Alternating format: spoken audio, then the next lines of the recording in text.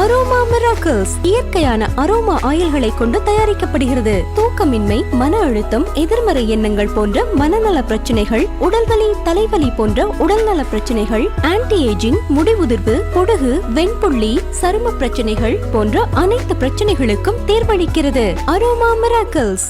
நிர்வாகிகளை இவருக்கு எதிராக குரல் கொடுக்கும் போது அது நிச்சயமாக இபிஎஸ்க்கு ஒரு நெருக்கடி கொடுக்கும். அப்படித்தான் இன்றைக்கு செங்கோட்டையன், கோகுல இந்திரா போன்றவர்கள் இப்ப இவருக்கு எதிராக வாய்ஸ் அவுட் பண்ண ஆரம்பிச்சிருக்காங்க. செங்கோட்டையெல்லாம் வாய்ஸ் அவுட் பண்ணதுக்கு என்ன காரணம் அப்படின்னா, இப்ப இந்த விழாவுக்கு முக்கியமான ஆறு ஜெயலலிதா தான். அவங்களுக்கு படமே இல்லாத ஒரு விழாவுல இவர் எப்படி போய் கலந்துகிட்டார் அப்படிங்கறத ஒரு முக்கியமான இஷ்யூவா எடுத்துட்டு வர்றாங்க. அதே நேரம் இவர் நினைத்திருந்தால், இவர் வலியுறுத்தி இருந்தால் அந்த விழாவில் ஜெயலலிதா படம் வைக்கப்பட்டிருக்கும். பாஜக தரப்பில் இருந்து எடப்பாடிக்கு ஒரு நெருக்கடி தொடர்ந்து கொடுக்கப்பட்டுட்டே இருக்கு. என்னன்னா, எப்படியாவது 2026 தேர்தலில் அதிமுக கூட்டணிக்குள்ள நாம போகணும்னு இவங்க நினைக்கிறாங்க. அதுக்கு எடப்பாடி இடம் கொடுக்கலாம். எடப்பாடியை சம்மதிக்க வைக்கணும் அல்லது அங்கிருந்து அவரை அகற்றணும் அப்படிங்கிறது பாஜகவுடைய அஜெண்டாவாக. தாவேகா கூட்டணி அமைக்கணும் அப்படின்னா அதற்கு தகுதியான கட்சியாக அதிமுக மட்டும்தான் தமிழக அரசியல் களத்துல இருக்கு. இப்ப நீங்க ஒரு பாஜக கூட தாவேகா கூட்டணி அமைக்க முடியாது. ஒரு பாமக கூட கூட்டணி வைப்பது தற்கொலை சமம். எதிர்பார்ப்பை அந்த படத்தை மேலத்துக்கு வச்சிட்டாங்க. அது உண்மையிலேயே ஆதிக்க ரவிச்சந்திரனுக்கு ஒரு மிகப்பெரிய டாஸ்க். இந்த மாதிரியான செய்திகளை எல்லாம் பார்க்கும்போது உட்பேடாக்கியுடைய நிலைமை ரொம்ப கஷ்டம் தானே எனக்கு. அந்த படம் வந்துச்சுன்னா எல்லாருமே தொண்டை கட்டி இதெல்லாம் இந்த படத்துக்கு நல்லது பண்ற மாதிரி எனக்கு தெரியல. இந்த படத்தினுடைய அறிவிப்பு வரும்போது ஒரு போஸ்டர் விட்டாங்க. அதுல அஜித் ஒரு டைப்பா விரலை காட்டி அதையே பிளர் பண்ணி ஒரு போஸ்டர் வந்தது. சோ ஒரு கேரக்டர் இப்படிப்பட்ட கேரக்டரா இருக்கும் அப்படின்னு நினைக்கிறேன். இது பண்றதுல அஜித்துக்கு ஒன்னும் சங்கடம் இல்லை. ஏன்னா எனக்கு தனிப்பட்ட முறையில் அது பெருசா இருக்கல. அதே நேரம் மற்றவர்களுடைய கருத்து என்னன்னு கேட்கும்போது பெரிய அளவுல வெளிச்சாயிருக்கு. இந்த மாதிரியான ஒரு கல்லூரி கதைகள் வரும்போது அந்த ஒப்பீடுங்கிறது தவிர்க்கவே முடியாது. பிரதீப் ரங்கநாதன் பேச்ச பார்த்து எல்லாமே தனுஷ் அண்ட் எஸ்கே கலந்து வச்ச மாதிரி டைட்டில் பாத்தீங்கன்னா இன்னும் கொஞ்சம் ஈர்க்கிற மாதிரி இருந்தா நல்லா இருக்கும். இப்ப இந்த கிஸ் அப்படிங்கிற ஒரு டைட்டில் இருக்கும்போது ஃபேமிலி ஆடியன்ஸ் உள்ள வரதுக்கு தயங்குவாங்க. சினிமாவுல நிறைய மூட நம்பிக்கை இப்படி ஒரு விஷயத்தை கவினே முன்னெடுக்கிறார் அப்படின்னு வச்சுக்கோங்க. அப்ப பாத்தீங்கன்னா அவருக்கே தன்னுடைய திறமை மீது நம்பிக்கை இல்லை அப்படின்னு தான் அர்த்தம். அதிமுக குழப்பங்களை பார்த்துருப்பீங்க. தாவேக்காவும் அதிமுக கூட்டணி அமைக்க போறதெல்லாம் ஒரு பக்கம் பேசுறோம். பட் இவங்க என்னன்னா தனியா ஒரு ஆலோசனை, தனியா ஒரு குழு, சமாதான குழு போயிட்டு சொல்றாங்க. செங்கோட்டையோட அதிருப்தி, இது எப்படி சார் பாக்குறீங்க? இல்ல, என்ன ஜெயலலிதாவுடைய மறைவுக்கு பிறகு அதிமுகவில் நடந்த குழப்பங்கள் எல்லாருக்குமே தெரியும். பல கோஷ்டிகள், ஓபிஎஸ், இபிஎஸ்ங்கிற இரண்டு அணிகள் எல்லாத்தையும் சமாளிச்சு ஒரு வழியாக இபிஎஸ் அந்த தலைமை பதவிக்கு வந்தாலும் அவர் பாத்தீங்கன்னா ஒரு மக்கள் ஆதரவு பெற்ற தலைவர் கிடையாது. இன்னும் சொல்ல போனா நிர்வாகிகளை சரி கட்டி அந்த இடத்துக்கு வந்த தலைவர். அப்ப அந்த நிர்வாகிகள் அதிருப்தி அடையாம பாத்துக்கணும். அதுதான் அவருக்கான டாஸ்க். இவர்களை அமைதிப்படுத்துவதுதான் அவருடைய முதல் வேலையாகவும் முக்கிய வேலையாகவும் இருந்தது. அதுல பாத்தீங்கன்னா இவருடைய எதிர்பார்ப்புக்கு மாறாக அந்த நிர்வாகிகளை இவருக்கு எதிராக குரல் கொடுக்கும் போது அது நிச்சயமாக இபிஎஸ்க்கு ஒரு நெருக்கடி கொடுக்கும். அப்படித்தான் இன்றைக்கு செங்கோட்டையன், கோகுல இந்திரா போன்றவர்கள்லாம் இப்ப இவருக்கு எதிராக வாய்ஸ் அவுட் பண்ண ஆரம்பிச்சிருக்காங்க. நீங்க கூட கேள்விப்பட்டிருப்பீங்க. இவர் இந்த விஷயமாக பேச போக பல்வேறு அதிருப்தியில் இருக்கிற தலைவர்கள்லாம் செங்கோட்டையனை தேடி போய் அண்ணே நான் உங்க பக்கம் அப்படிங்கிற மாதிரியான அப்படிங்கிற ஒரு விஷயங்கள்லாம் நடக்குது. இது உண்மையிலேயே எடப்பாடிக்கு ஒரு பெரிய தலைவலி தான். இன்னொரு பக்கம் பாஜக தரப்பில் இருந்து எடப்பாடிக்கு ஒரு நெருக்கடி தொடர்ந்து கொடுக்கப்பட்டுட்டே இருக்கு. என்னன்னா, எப்படியாவது 2026 தேர்தலில் அதிமுக கூட்டணிக்குள்ள நாம போகணும்னு இவங்க நினைக்கிறாங்க. அதுக்கு எடப்பாடி இடம் கொடுக்கலாம். அப்ப எடப்பாடியை சம்மதிக்க வைக்கணும் அல்லது அங்கிருந்து அவரை அகற்றணும் அப்படிங்கிறது பாஜகவுடைய அஜெண்டாவா இருக்கு. இப்ப இதற்கு பின்னால் அவர்களுடைய வேலையும் இருக்கும் அப்படின்னு தான் நான் நினைக்கிறேன். பட் என்ன இருந்தாலும் இதையெல்லாம் சமாளித்து இபிஎஸ் பழையபடி அவரோட கண்ட்ரோல்ல கொண்டு வருவார் அப்படின்னு தான் நான் நினைக்கிறேன். ஓகே, ஆனா விஜயோட கூட்டணின்னு சொல்லி தொடர்ந்து பேசிட்டு இருக்காங்கல்ல சார், கண்டிப்பா அமைஞ்சிரும் சொல்லிட்டு. பட் இப்படி நடக்கும்போது எப்படி அமையும்னு நினைக்கிறீங்க? பட் அதிமுகக்குள் என்னதான் உட்கட்சி பூசல்லாம் இருந்தாலும் அதிமுகவுடைய வாக்கு வங்கி அப்படிங்கிறது சிதையாம தான் இருக்கு. நீங்க இந்த டிடிவி, ஓபிஎஸ் போன்றவர்கள்லாம் தனி கட்சியாக தனி அணியாக இருந்தாலும் இன்னைக்கு இபிஎஸ் தலைமையில் இருக்கிற அதிமுகவுக்கு தான் அந்த வாக்கு வங்கியே இருக்கு. அதனால இந்த பிரச்சனைகள்லாம் ஒரு பெரிய விஷயம் இல்லை. அதுக்கடுத்து இப்ப தாவேகா கூட்டணி அமைக்கணும் அப்படின்னா அதற்கு தகுதியான கட்சியாக அதிமுக மட்டும்தான் தமிழக அரசியல் களத்துல இருக்கு. இப்ப நீங்க ஒரு பாஜக கூட தாவேகா கூட்டணி அமைக்க முடியாது.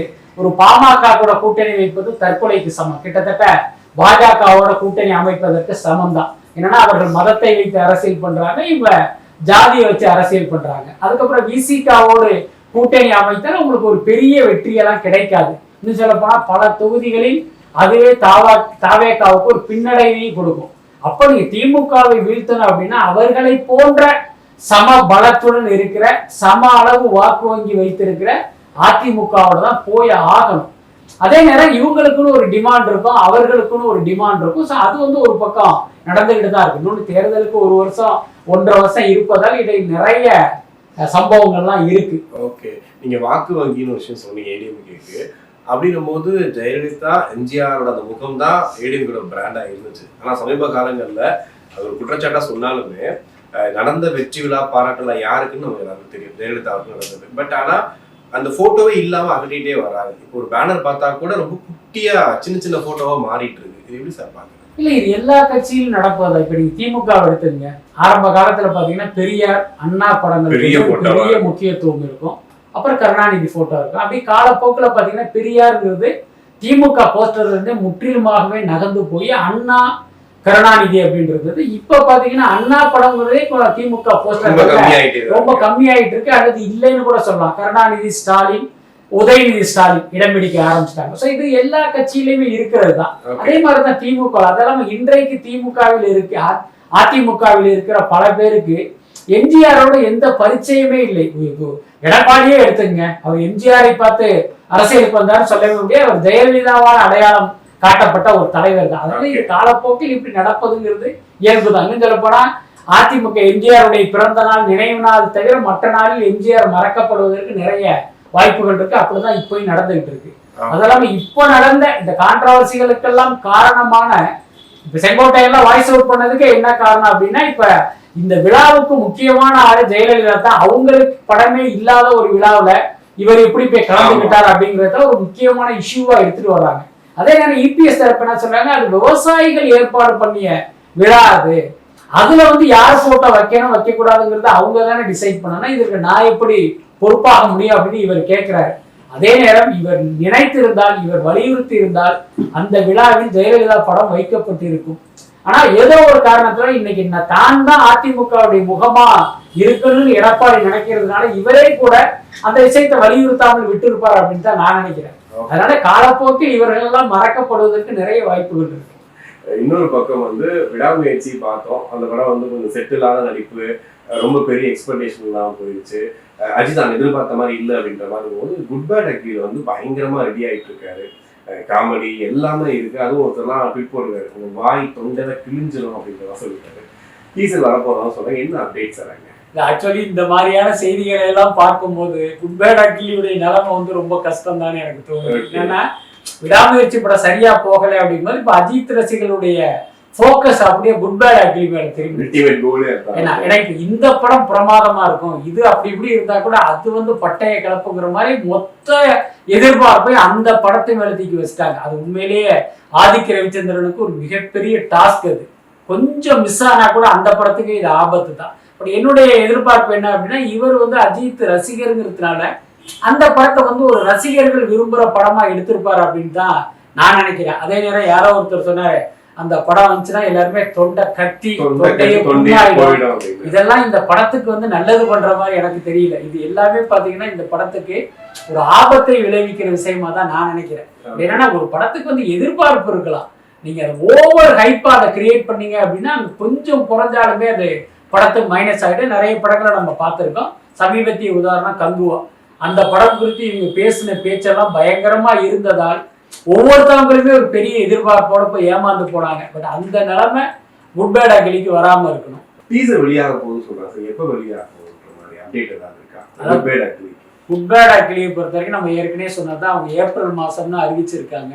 ஆனா அந்த தேதியில் அந்த படம் வெளியாவதுல ஒரு பிரச்சனை இருக்கு. நம்ம ஏற்கனவே சொன்னது என்னன்னா, அந்த டிஜிட்டலை வாங்குகிற அந்த ஓடிடி நிறுவனம் இந்த படத்தினுடைய ரிலீஸ் டேட்டை தள்ளி போட சொல்லியிருக்காங்க. ஸோ அந்த அடிப்படையில் இப்போ நமக்கு கிடைத்த தகவல் அது மே 1ஆம் தேதி வருவதற்கு தான் வாய்ப்பு இருக்குங்கிற மாதிரி சொல்றாங்க. பட் அதுவும் நமக்கு கன்ஃபார்மாக தெரியாது. அதனால என்னன்னா அந்த ஓடிடி நிறுவனங்கள் தான் இந்த தேதியை டிசைட் பண்ணுவாங்க. அது டிசைட் ஆன பிறகுதான் இந்த படத்தினுடைய டீசர் ட்ரெய்லர் குறித்து அவங்க முடிவு பண்ணுவாங்கன்னு நினைக்கிறேன். ஏன்னா ரசிகர்கள் அப்டேட் கேட்கறாங்கிறதுனால இப்பயே வந்து அவங்க விட்டாங்க அப்படின்னு படம் வந்து ரிலீஸ் தள்ளி போச்சுன்னா அவங்களுக்கு ஒரு பெரிய சிக்கலாயிடும். பட் இந்த நிமிஷம் வரைக்கும் எனக்கு கடைசியா கிடைத்த தகவல் என்ன அப்படின்னா, இந்த மைத்திரி தரப்பில் இருந்து நெட்ஃபிளிக்ஸுக்கு ஒரு ரிக்வஸ்ட் மெயில் வந்து போயிருக்கிறதா ஒரு தகவல் இருக்கு. என்னன்னா நாங்க வந்து இந்த தேதியில பிளான் பண்ணிட்டோம், அதனால வந்து நீங்க இந்த டேட்டை டிஸ்டர்ப் பண்ணாம நம்ம டீல் இருக்கணுங்கிற மாதிரி ஒரு மெயில் போனதா ஒரு தகவல் இருக்கு. பட் அதனுடைய ரிசல்ட் என்னங்கிறது தெரியும். ஓகே, இது வரைக்கும் வந்த அப்டேட் போஸ்டர்லாம் பார்க்கும்போது அஜித் ஒரு காமெடி கதாபாத்திரம் பண்ணியிருப்பாரு, இல்லைங்க இன்னும் கொஞ்சம் ஒரு ஜாலியான கேரக்டர் பண்ணியிருப்பாரு அப்படின்னு சொல்றாங்க. ஒரு பக்கம் ஆதிக்கு நீங்க சொன்ன மாதிரி வெறியா இருக்காரு, விடாமுயற்சி பார்த்துட்டு அவர் விசில் அடிச்சுக்கிட்டு என்ஜாய் பண்ணிட்டு இருக்காரு. ஸோ எப்படி இருக்குன்னு நினைக்கிறீங்க? அஜித்துக்கு இந்த காமெடி அந்த மாதிரி அந்த ஜாலியான ரோல் செட் ஆகும்னு நினைக்கிறீங்களா? இல்ல அஜித்துக்கு வந்து காமெடி எந்த அளவுக்கு ஒர்க் அவுட் ஆகும்னு தெரியல. அதுல வந்து ஒரு டவுட் இருக்கு. ஏன்னா இப்ப வந்து அஜித் எல்லாம் ஒரு மாதிரி மெச்சூர்டான ஸ்டேஜ்ல இருக்கிறதுனால அவருக்கு வந்து நகைச்சுவை எந்த அளவுக்கு வருங்கிறது எனக்கு தெரியல. அதே நேரம் இந்த தலைப்பு சொல்கிறபடி பார்த்தீங்கன்னா குட் பேட் ஆக்லி. ஸோ இந்த கேரக்டர்கள் வந்து பிரதிபலிக்கிற மாதிரி அஜித்துடைய கேரக்டர் இருக்குன்னு நினைக்கிறேன். இன்னொன்று உங்களுக்கு ஞாபகம் இருக்கும், இந்த படத்தினுடைய அறிவிப்பு வரும்போது ஒரு போஸ்டர் விட்டாங்க, அதுல அஜித் வந்து ஒரு டைப்பா விரலை காட்டி அதையே பிளர் பண்ணி ஒரு போஸ்டர் வந்தது. ஸோ ஒரு கேரக்டர் இப்படிப்பட்ட கேரக்டரா இருக்கும் அப்படின்னு நினைக்கிறேன். இது பண்றதுல அஜித்துக்கு ஒன்றும் சங்கடம் இல்லை. ஏன்னா ஏற்கனவே அவர் வந்து ஆன்டி கேரக்டர்லாம் பண்ணியிருக்காரு. அதனால மற்ற கேரக்டர் வந்து ஒன்று வந்து ஒரு பாசிட்டிவான கேரக்டரா இருப்பதற்கு வாய்ப்பு இருக்கு, அவ்வளவுதான். ஓகே, டான் பிக்சர்ஸ் தொடர்ந்து வந்து பார்த்தீங்கன்னா நார்மலாக சின்ன சின்ன படங்கள் பண்ணிட்டு இருந்தாங்க. இப்போ அடுத்தடுத்து கொஞ்சம் அப்படி மேலே போகிற மாதிரி இருக்கு. எங்கேயோ ஒரு இடத்துல ஓரமாக இருந்த மாதிரி சொல்லிட்டு இருந்தாங்க, ப்ரொடக்ஷன் கம்பெனி ரொம்ப சின்னது அப்படின்னாங்க. இப்போ அடுத்தடுத்து பெருசாக போயிட்டு இருக்கோம், எப்படி பார்க்குறீங்க? இல்லை அதுதான், அந்த நிறுவனம் பற்றி தெரியாதவர்கள் முதல்ல அந்த நிறுவனத்தை பற்றி அப்படி நினைச்சிருப்பாங்க, யாரோ ஒரு புது கம்பெனி வராங்க அப்படி, இவருக்கு எப்படியா டேட்டு கொடுத்தாரு சிவகார்த்திகேயன், இவருக்கு எப்படி தனுஷ் டேட்டு கொடுத்தாரு அப்படின்னு நினைச்சிருப்பாங்க. பட் அவங்களுக்கு வந்து ஒரு வலுவான பின்னணி இருக்கு. உங்களுக்கு தெரியும், அந்த டான் பிக்சர்ஸ் தயாரிப்பாளர் ஆகாஷ் பாஸ்கரன் தான் கவின் கே ரங்கநாதனுடைய மகளை திருமணம் செய்தவர். அதெல்லாம் இவங்களுக்கே ஒரு பெரிய குடும்ப பின்னணி இருக்கு, ஒரு வலுவான பின்னணி. இன்னொரு பக்கம் பார்த்தீங்கன்னா அரசியல் பின்புலமும் இருக்கிறதுனால இன்னைக்கு பெரிய ஹீரோக்கள் எல்லாமே உடனடியாக டான் பிக்சர்ஸ்க்கு டேட் கொடுக்குறாங்க. அது மட்டும் இல்லை, மற்ற தயாரிப்பாளர்களோட எனக்கு இத்தனை கோடி சம்பளம் வேணும் அப்படின்னு அப்படி கட் அண்ட் ரைட்டா பேசிக்கிற நடிகர்கள் எல்லாம் இவங்க கிட்ட வந்து இல்ல படத்தை முடிச்சுட்டு வியாபாரம் பண்ணிட்டு நம்ம ப்ராஃபிட் ஷேர் வாங்கிக்கிறேங்கிற அளவுக்கு வந்து இறங்கி வந்து கால்ஷீட் கொடுக்குறாங்க. இதை வைத்து இவங்களுடைய செல்வாக்கு வந்து நம்ம புரிஞ்சுக்கணும். ஓகே, ஆனா படங்களும் பாத்தீங்கன்னா அடுத்த அப்ஸ்கேலாவே போயிட்டு இருக்கு சார். ஆமாமா, பெரிய பெரிய படங்கள். அது மட்டும் இல்ல, எதிர்காலத்தில் இன்னும் நிறைய சர்ப்ரைஸ் எல்லாம் நமக்கு காத்துக்கிட்டு இருக்கு. கிட்டத்தட்ட தமிழில் இருக்கிற அத்தனை நடிகர்களுடைய கால்ஷீட்டுமே இந்த நிறுவனத்துக்கு கிடைப்பதற்கான வாய்ப்புகள் இருக்கு. அந்த பேச்சுவார்த்தைகள்லாம் ஒரு பக்கம் அந்த வார்த்தையை நம்ம சொல்ல வேணாம். இருந்தாலும் வந்து அடுத்த 2 வருடங்களில் பாத்தீங்கன்னா பட்டி தொட்டி எங்கும் டான் பிக்சர்ஸ்ங்கிறது எல்லா மக்களாலும் உச்சரிக்கப்படுகிற ஒரு பெயரா இருக்கும். ஓகே, பிரதீப் பிரகலாத் டிராகன் வந்து ட்ரைலர் ரிலீஸ் ஆயிருச்சு. உங்களுக்கு என்ன சார் இல்லை, எனக்கு வந்து தனிப்பட்ட முறையில் அது பெருசா ஈர்க்கல. அதுக்கு என்ன காரணம் அப்படின்னா, எனக்கு பொதுவாக இந்த சரக்கு அடிக்கிறது, இந்த தம் அடிக்கிற காட்சிகள்லாம் இருந்துச்சுன்னா எனக்கு தனிப்பட்ட முறையில் அது ஈர்க்காது. அதே நேரம் மற்றவர்களுடைய கருத்து என்னன்னு கேட்கும்போது பெரிய அளவில் அது ரீச் ஆகிருக்கிறத என்னால் புரிஞ்சிக்க முடியுது. இன்னொரு காரணம், லவ் டுடே அப்படிங்கிற ஒரு படத்தில் ஒரு மிகப்பெரிய வெற்றியை கொடுத்து கவனத்தை ஈர்த்த ஒரு நடிகர். வழக்கமாகவே இப்படி ஒரு வெற்றியை கொடுத்தாங்க அப்படின்னா இவருடைய அடுத்த படம் என்ன அப்படிங்கிற எதிர்பார்ப்பும் ஆர்வமும் எல்லாருக்குமே இருக்கும். இந்த படத்துக்கும் அந்த மாதிரியான ஒரு ஆர்வமும் எதிர்பார்ப்பும் எல்லாருக்கிட்ட இருக்கு. அதை இந்த ட்ரைலர் ஃபுல்ஃபில் பண்ணதா தான் நான் நினைக்கிறேன். ஓகே, டான் 2 மார்க்னு சொல்றாங்க சார். ஆமா, அப்படி ஒரு விமர்சனமும் இருக்கு. அது பொதுவாகவே பார்த்தீங்கன்னா இந்த மாதிரியான ஒரு கல்லூரி கதைகள் வரும்போது அந்த ஒப்பீடுங்கிறது தவிர்க்கவே முடியாது. அதை வந்து டைரக்டர் கொஞ்சம் யோசிச்சிருக்கலாம். பட் இன்னைக்கு வந்ததுக்கு அப்புறம் அப்படி ஒரு கருத்து வந்து பரவலாகவே இருக்கு. ஓகே, பிரதீப் ரங்கநாதன் பேச்சோட இது பார்த்துருப்பீங்க. அவர் பேச்சும் சரி, அவருடைய ஆட்டிடியூடு, அது இல்லாமல் அவர் வந்துட்டு இப்போ படம் நடிக்கிறது சூஸ் பண்றது, இந்த படத்தில் ஒரு பாட்டு பாடுறது, எல்லாமே தனுஷ் அண்ட் எஸ்கேவை கலந்து வச்ச மாதிரி இருக்குன்னு சொல்றாங்க. அவங்கள ஃபாலோ பண்ண வராதுன்னு உங்களுக்கு என்ன சார்? இல்ல, அது பொதுவாக ஒரு வெற்றி பெற்றவர்களை வந்து அடுத்து வருகிற தலைமுறை வந்து ஃபாலோ பண்றதுங்கிறது ஒரு இயல்பான ஒண்ணுதான். இப்ப பாருங்க, இப்ப சிவகார்த்திகேயன் என்னவெல்லாம் இப்ப விஜய் என்ன பண்றாரோ அதையெல்லாம் சிவகார்த்திகேயன் பண்ணுவாரு. நீங்க விஜய் எடுத்துக்கிட்டீங்கன்னா ரஜினி என்ன பண்ணாரோ அதையெல்லாம் விஜய் பண்ணாரு. அதனால வெற்றி பெற்றவர்களை ரோல் மாடலா எடுத்துக்கிட்டு அடுத்து வருபவர்கள் அதே மாதிரி பண்றதுங்கிறது இயல்பு தான். இப்ப சிவகார்த்திகேயன் என்ன பண்றாரோ அதையெல்லாம் பாத்தீங்கன்னா கவின் பண்றதை நீங்க கவனிக்கலாம். ஸோ அந்த மாதிரி இவர் தன்னுடைய ரோல் மாடலா ஒருவேளை தனுஷை வந்து நினைச்சிட்டு இருக்காரு என்னவோ தெரியல. அதனாலதான் இப்படி ஒரு விமர்சனம் வருது. அதையும் கூட அவரு ஆமோதிக்கிற மாதிரி தான் இருக்கு. ஓகே, தனுஷ் இப்போ இட்லி கடை பார்த்தோம், அந்த போஸ்டரே வித்தியாசமா இருந்துச்சு அப்படின்னு. அடுத்த படம் ப்ராஜெக்ட்லாம் வந்து நிறைய சொல்றாங்க சார், அது இது அது என்ன சார்? இல்ல, தனுஷுடைய அடுத்த படம் அப்படிங்கிறது இப்போ வந்து ஒரு ஹிந்தி படம் ஒன்று முடிக்க போறாரு.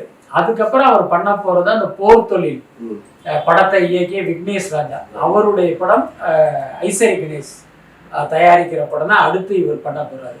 அடுத்து அவர் பண்ண போறது வந்து டான் பிக்சர்ஸ் தயாரிப்பில் லப்பர் பந்து இயக்குனர் அவருடைய படம் பண்ண போறாரு. இது எல்லாமே நிறைய படங்கள் லைனப் வச்சிருக்காரு. அதனால இது வந்து மாற்றத்துக்கு உட்பட்டது தான். இன்றைய தேதியில் தனுஷுடைய லைனப் இந்த மாதிரி இருக்கு. நாளைக்கு அது வந்து மாறுவதற்கு வாய்ப்பு இருக்கு. ஓகே, கவினோட கிஸ் அப்படின்ற டைட்டில் பார்த்துருக்கீங்க, அதையே ஆக்டிவ் தான் வாங்கியிருக்காங்க.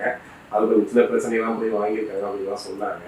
அந்த டைட்டில் சர்ச்சை அப்படிலாம் இருக்கு இல்ல, ஆக்சுவலி டைட்டில் வந்து எந்த சர்ச்சையும் இல்லை. என்னன்னா இந்த டைட்டில் வந்து மிஸ்கின் வச்சிருக்கு. அதை நாங்க கிட்டத்தட்ட ஒரு வருஷத்துக்கு முன்னே இந்த நியூஸை நம்ம சொன்னோம். அதை வந்து இன்னைக்கு இவங்க வாயிலேருந்தே வந்திருக்கு. என்னன்னா இவங்க ஒரு டைட்டில் படத்தை எடுக்கும்போது பார்த்தீங்கன்னா கிஸ்ன்னு டைட்டில் வச்சிருக்காங்க. அப்புறம் பதிவு பண்ணலான்னு போகும்போது தான் அது மிஸ்கின் கிட்ட இருந்தது தெரிஞ்சு இவங்க போய் கேட்டிருக்காங்க. அவர் உடனே என்ன பண்றாரு, சரி கவின் படம் ரோமியோ பிக்சர்ஸ் அப்படிங்கிறதுனால எந்த கேள்வியும் இல்லாமல் உடனே அவர் கொடுத்துட்டாரு. ஸோ அதை தான் அவங்க டைட்டில் வச்சிருக்காங்க. அதே நேரம் டைட்டில்ங்கிறது பார்த்தீங்கன்னா இன்னும் கொஞ்சம் ஈர்க்கிற மாதிரி இருந்தால் நல்லா இருக்கும். இப்போ இந்த கிஸ் அப்படிங்கிற ஒரு டைட்டில் இருக்கும்போது ஃபேமிலி ஆடியன்ஸ் உள்ள வரத்துக்கு வந்து தயங்குவாங்க. ஏன்னா அது வந்து இந்த படத்தினுடைய டைட்டில் அப்படி ஒரு சிக்கல் இருக்கு. ஓகே, தொடர்ந்து 4 எழுத்துல டைட்டில் வைக்கிறாங்க சார். மீம்ல பார்த்தேன், கிஸ், டாலா, லிஃப்ட், ஸ்டார் அப்படின்னு ஒரு 4 எழுத்துலயே வைக்கிறாரு. ஒரு ஃபார்முலாவே கொண்டு வராரு அப்படின்னு சிவகார்த்திகேயன் சொல்லும் போது பழைய பல டைட்டில் தான் வைக்கிறாரு அப்படின்னு. ஸோ இது ஒரு ஃபார்முலா கொண்டு வராங்க. இல்லை, ஆக்சுவலி பார்த்தீங்கன்னா சினிமாவில் வந்து நிறைய மூட நம்பிக்கைகள்லாம் இருக்கு. முன்ன சிவகுமார் சார் கூட ஒரு பேட்டியில் சொல்லுவார், ஒரு படத்துல வந்து ஒரு வெள்ளை குதிரை நடிச்சுது, அந்த படம் ஜெயிச்சுது, உடனே பார்த்தீங்கன்னா அடுத்து எடுக்கிற படத்துல எல்லாமே எங்கேயாவது வெள்ளை குதிரையை கொண்டாந்து நிறுத்திடுவானுங்க. ஒரு படம் பார்த்தீங்கன்னா முழுக்க சம்சாராது மின்சாரம் மாதிரி ஒரு ஃபேமிலி சப்ஜெக்ட் இருந்தாலும் பரவாயில்லங்கன்னு சமயக்கட்டில் கொண்டாந்து அந்த வெள்ளை குதிரையை கட்டி வச்சிருப்பானுங்கன்னு ஒரு காமெடியா சொல்லுவார். அந்த மாதிரி இந்த சினிமாவே ஒரு மூட நம்பிக்கை, அந்த மாதிரி நிறைய மூட நம்பிக்கைகள் இருக்கு. ஸோ அப்படிப்பட்ட ஒன்னா தான் நான் பாக்குறேன். உதாரணத்துக்கு இப்படி ஒரு விஷயத்தை வந்து கவினே வந்து முன்னெடுக்கிறார் அப்படின்னு வச்சுக்கோங்க. அப்ப பாத்தீங்கன்னா அவருக்கே தன்னுடைய திறமை மீது நம்பிக்கை இல்லை அப்படின்னு தான் அர்த்தம். ஏன்னா ஒரு படம் ஜெயிக்குது அப்படின்னா அதுக்கு அவருடைய உழைப்பு, திறமை இதெல்லாம் தானே காரணமா இருக்க முடியும். ஒரு படத்துக்கு 4 எழுத்துல டைட்டில் வச்சாங்க, அதனாலதான் இது ஜெயிச்சுது அப்படின்னு ஒருத்தர் எப்படி நினைக்க முடியும்? அப்படி ஒருத்தவங்க நினைக்கிறாங்க அப்படின்னா தன்னுடைய திறமை மீது அவருக்கே நம்பிக்கை இல்லை அப்படின்னு தானே அர்த்தம். ஒருவேளை கவின் அப்படி நினைச்சிருந்தாருன்னா அது தவறு அப்படிங்கிறத நம்ம சுட்டிக்காட்டோம்.